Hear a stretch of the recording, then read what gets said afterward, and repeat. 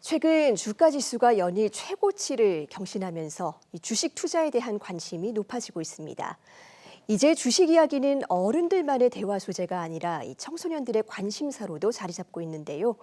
오늘은 청소년을 위한 주식의 기초와 현명한 투자 공부법에 대해서 손희의 경제 크리에이터와 이야기 나눠봅니다. 작가님 어서 오세요. 안녕하세요. 네, 우리 기업의 어떤 주식 가치 총합이라고도 할 수 있는 종합 주가 지수가 역대 최고치 찍으면서 관심이 굉장히 뜨거워지고 있습니다. 먼저 주식이란 무엇인지 그 개념부터 짚어볼까요? 네, 좋습니다. 한 기업 전체를 거대한 피자 한 판이라고 한번 우리가 가정을 해보겠습니다. 회사가 더 큰 공장을 짓거나 새로운 기술을 개발하기 위해서 돈이 필요할 때 바로 회사의 소유권을 피자처럼 수백만 개, 수천만 개 조각으로 아주 잘게 나눠서 파는데요.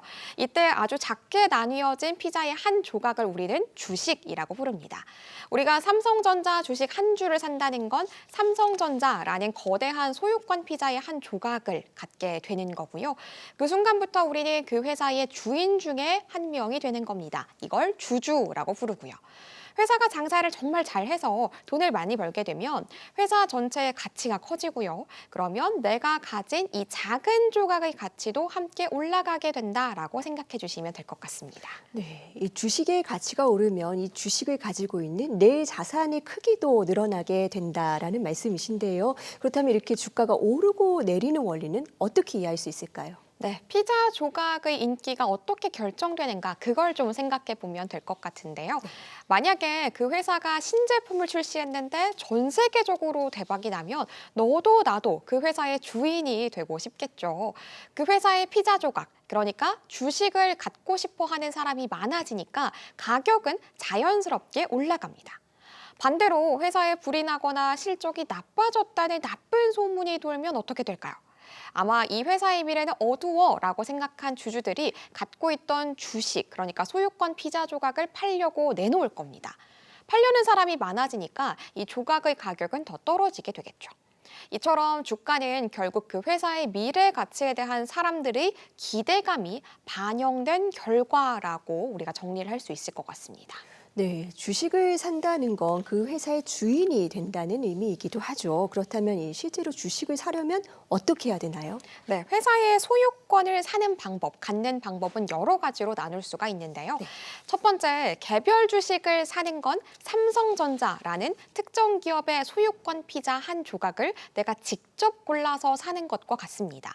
내 선택이 맞으면 큰 수익을 얻을 수 있지만 만약에 그 가게의 인기가 떨어진다면 그 손실도 온전히 내가 감당을 해야 되는 방법이고요.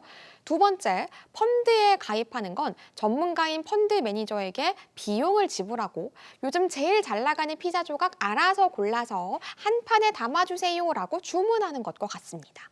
전문가가 여러 기업의 소유권 피자 조각을 섞어서 한 바구니에 담아주니까 편리하긴 하지만 그 수고비로 운용보수라는 수수료를 내야 되는 단점이 있죠. 세 번째, ETF는 전문가가 미리 만들어 놓은 오늘의 추천 세트 메뉴를 사는 것과 같은데요. 예를 들어서 대한민국 대표 피자 조각 50종 세트 같은 겁니다.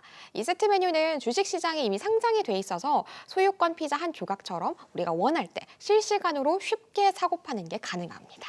네, 주식을 가지는 방법에도 굉장히 여러 가지가 있고 또 방법에 따라 장단점도 확실한 상황인데요. 그렇다면 따져봐야 될 기준도 있을까요? 네, 물론입니다. 내가 어떤 가게의 피자 조각을 소유하고 싶을까? 이걸 좀 생각해 보면 될 것 같은데요. 자, 일단 먼저 장사가 잘 되는 가게여야 될 겁니다. 즉, 회사가 돈을 잘 벌고 있는지 매출이나 영업이익 등을 확인하는 거고요. 두 번째, 앞으로 신메뉴 개발 계획이 확실한가? 이것도 봐야겠죠. 지금 당장은 아니어도 앞으로 인공지능이나 로봇처럼 유망한 분야에서 활약할 가능성이 있는지 미래의 성장 가능성을 보는 겁니다.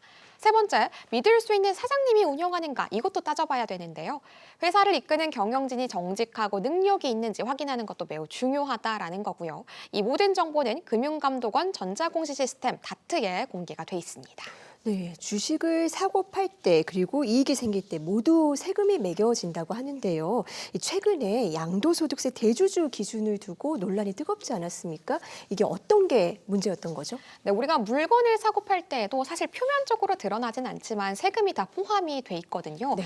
주식도 마찬가지입니다. 특히나 피자 조각을 아주 많이 가진 큰손주주, 그러니까 대주주에게는 양도소득세라는 세금을 아주 엄격하게 매기는데요. 기존에는 이 기준이 한 가게의 피자 조각, 그러니까 주식 50억 원어치 이상이라고 매겨져 있었는데, 그런데 정부가 이 기준을 10억 원으로 낮추려고 하면서 논란이 됐습니다. 왜 그러냐면 갑자기 대주주가 돼서 더 큰 세금을 내게 된 사람들이 이 세금을 피하기 위해서 연말에 갑자기 피자 조각을 한 번에 팔아버릴 수 있기 때문이죠. 그렇게 되면 그 피자 가게의 주가뿐만 아니라 시장 전체가 크게 흔들릴 수 있다라는 우려가 있어서 결국 정부가 기존의 50억 원의 기준을 그대로 유지하겠습니다라고 결정을 했습니다.